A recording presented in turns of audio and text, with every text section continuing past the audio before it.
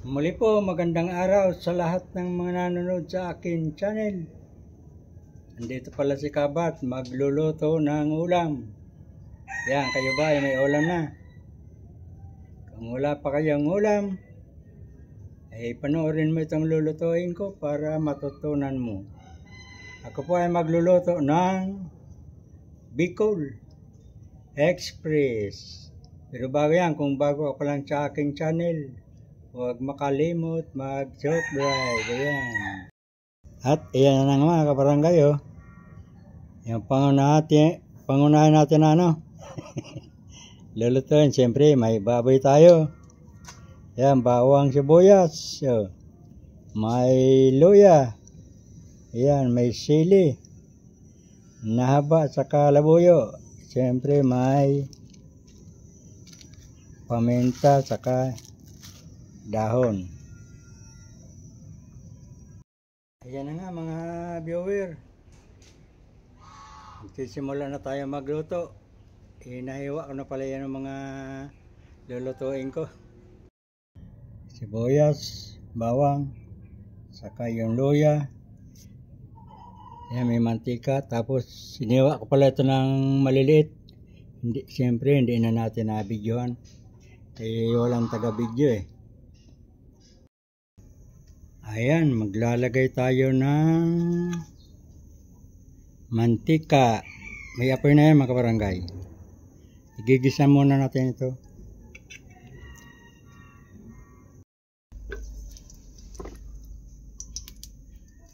Ilalagay na natin ang luya. Sunod na itong bawang. Sama-samahin na natin.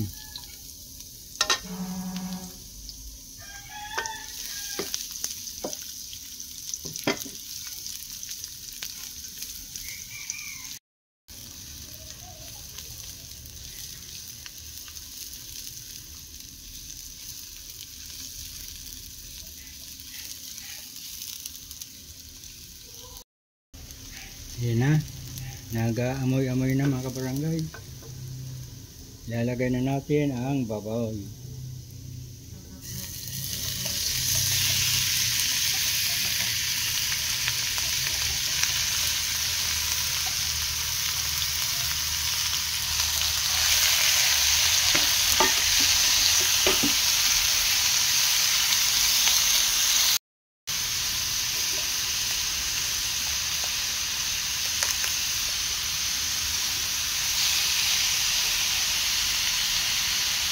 Atag tayo paminta. Ayan, pinikdik ko na pala yung mga kabarangay.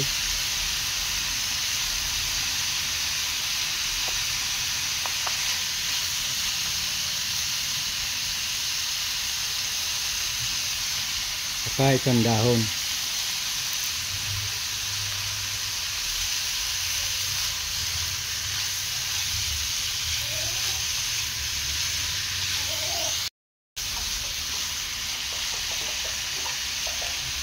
Ayan na nga. Ito ang ating nagata.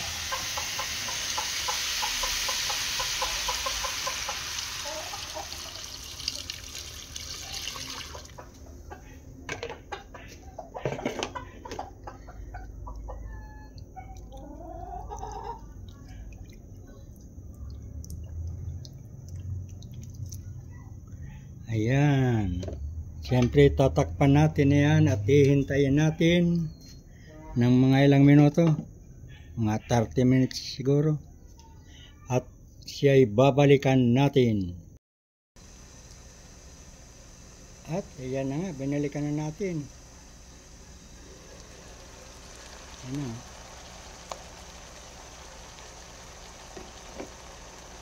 nakalipat ang 30 minutos o mahigit pa. Ano, naglanalaman na baga.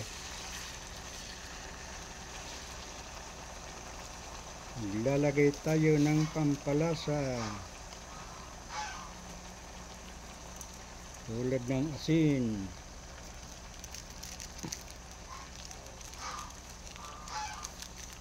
Mga seasoning.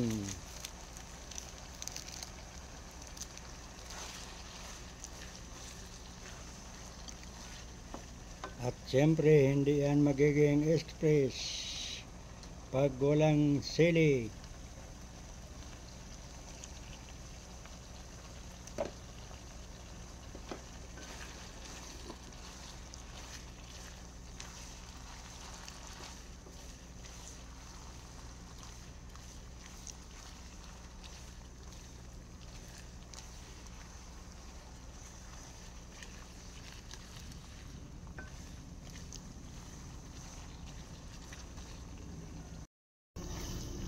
Yan o. Konting mikos-mikos na lang yan. Ay, luto na. At ito na nga mga kabarangay. Bicol Express. Yan. Siyempre, titikman natin yan.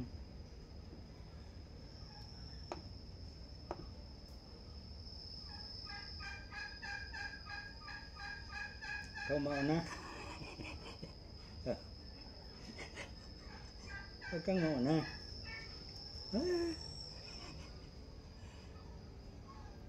Gusto mo na.